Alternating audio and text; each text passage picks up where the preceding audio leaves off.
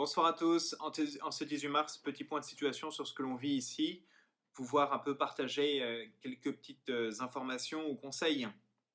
Première information, c'est que l'église est toujours ouverte. De 9h à 18h, elle est ouverte, vous pouvez y venir tous les jours. Attention, la règle, c'est que nous sommes confinés, comme chacun sait.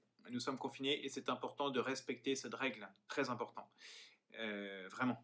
Donc c'est pour ça que je ne vous donne pas de rendez-vous. Il n'y a pas de permanence de confession ou de temps d'adoration. La nuit d'adoration est annulée. Voilà, on ne va pas créer des choses qui vont vous pousser à sortir de chez vous. Faut quand même pas, c'est pas ma responsabilité, c'est pas mon rôle. Mais en revanche, voilà, si lors de votre balade de quartier, parce que vous habitez à côté, ou de votre sport, hein, vous passez dans l'église, vous pouvez passer dans l'église, évidemment, elle est ouverte. Il n'y a aucun problème pour être dans l'église et pouvoir prier.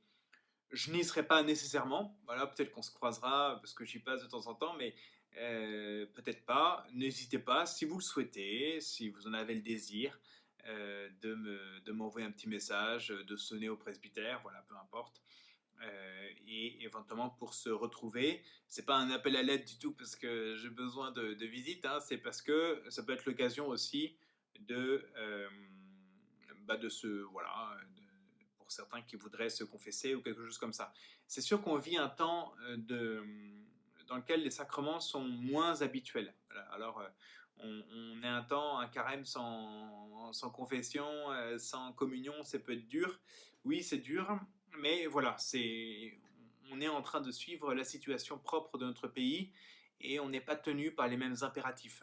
Voilà, donc on apprend aussi à faire différemment et il y a une contrition possible. Vous savez, la confession, c'est au moins une fois par an, voilà, mais il y a aussi des contritions qui sont possibles et personnelles, voilà, le soir, de pouvoir vraiment déposer son péché et pourquoi pas faire une démarche de pénitence aussi, évidemment. Et puis les actes de charité, pardon, ça c'est pas impossible du tout de le faire.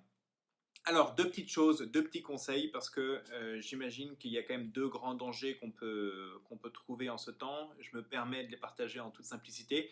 La première, le premier point, premier conseil, c'est que vous avez remarqué que nos journées deviennent vite monocordes et monotones. Attention, parce que le rythme des jours peut sembler un peu le même, et en fait, on perd la richesse de notre rythme qui était structuré sur nos activités, et notamment les activités du week-end, et j'allais dire même la messe du dimanche. Et on ne l'a plus. Donc comment faire pour vivre ce dimanche et sanctuariser certaines journées? Et demain, par exemple, c'est Saint-Joseph. Saint-Joseph, 19 mars, c'est une grande fête, c'est une solennité. C'est le plus haut niveau, comme les dimanches. Une solennité, ça se fête. Eh bien, peut-être qu'une manière de la fêter, pourquoi pas de regarder la messe à la télévision. Les solennités, normalement, c'est comme les dimanches. Normalement, on est censé aller à la messe, mais vous ne seriez peut-être pas à la messe normalement, mais pourquoi pas, pourquoi pas.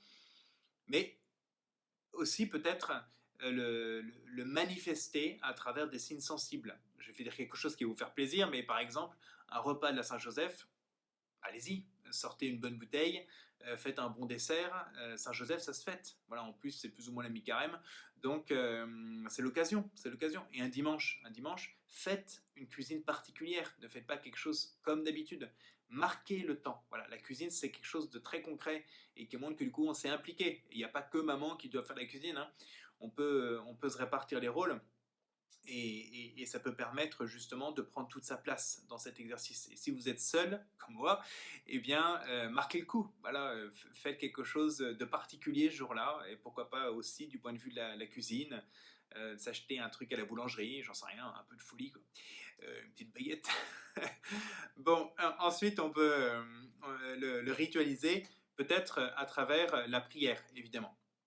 Et pourquoi pas, habituellement, marquer le temps et de la journée, et pourquoi pas, par exemple, le dîner, avant de passer à table, et bien d'avoir un bénédicité un peu plus développé. Vous ne faites pas forcément de bénédicité, on n'est pas obligé de faire des bénédicités, il n'y a pas de problème, mais pourquoi pas le marquer de manière plus développée et de lire, par exemple, un psaume. Pour ceux qui sont habitués ou qui sont seuls, prenez la liturgie des heures, dites les complis, par exemple. Voilà, trouvez quelque chose qui marque soit un peu plus le jour que vous voulez fêter, soit dans votre quotidien pour avoir un marqueur. C'est peut-être le moment de découvrir ou de redécouvrir la prière de l'Angélus, personnellement, de pouvoir le vivre, parce que ça donne des étapes. Au moins, on marque les heures et on se rappelle que ce temps est est un don de Dieu et non pas une espèce de suite un peu chamalotesque que l'on suit dans nos journées. Deuxième conseil, deuxième danger, c'est l'ennui. On a peur de s'ennuyer, on a peur de ne pas être à la hauteur, on est plein de scrupules, déjà qu'on n'a pas la messe le dimanche, qu'est-ce qu'ils vont faire nos pauvres chouchous. Donc on fait plein d'activités, il y a des neuvaines qui passent, je fais des neuvaines, il y a des bougies à mettre sur les fenêtres, je mets ma bougie sur les fenêtres, et ainsi de suite. Et alors là on n'en peut plus, on regarde toutes les messes à la télé, on vit comme dans un monastère. On en fait dans tous les sens.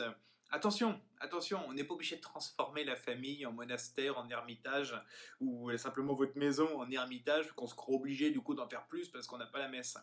Il faut trouver notre rythme, voilà, il faut trouver notre rythme pour vivre ce carême qui nous corresponde. Et, par exemple, une petite idée, eh bien en fait on n'est pas obligé de lutter contre l'ennui, on n'est pas obligé de faire plein de choses, en fait c'est normal de s'ennuyer, c'est même très bon, et bien pourquoi pas de temps en temps de vivre ce temps, et bien, d'accepter qu'on va se passer des écrans pendant 1 heure, et c'est pas grave, on va faire autre chose, on va s'ennuyer, on va en avoir marre, mais on va faire cette espèce de jeûne d'écran parce qu'on passe notre temps sur les écrans, parce qu'en plus on s'ennuie, et donc on regarde les nouvelles des autres, on regarde le fil d'actualité, le nouvel article, les nouvelles restrictions, la nouvelle je ne sais quoi, nouvelles blagues, nouvelles vidéos, en plus quand c'est le curé qui les envoie, bon bref, et donc on passe notre temps à regarder ça. Attention, à avoir des temps sans instruments, d'autant plus pour ceux qui sont à plusieurs, que vous puissiez vraiment avoir un temps pour vous rencontrer.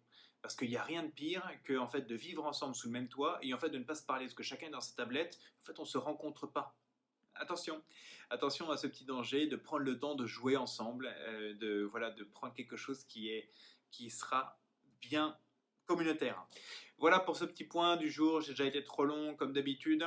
Je vous souhaite une belle soirée et demain, je tâcherai de faire une homélie vidéo euh, pour la Saint-Joseph. Belle soirée à vous et beau temps ensemble, bien unis par la prière.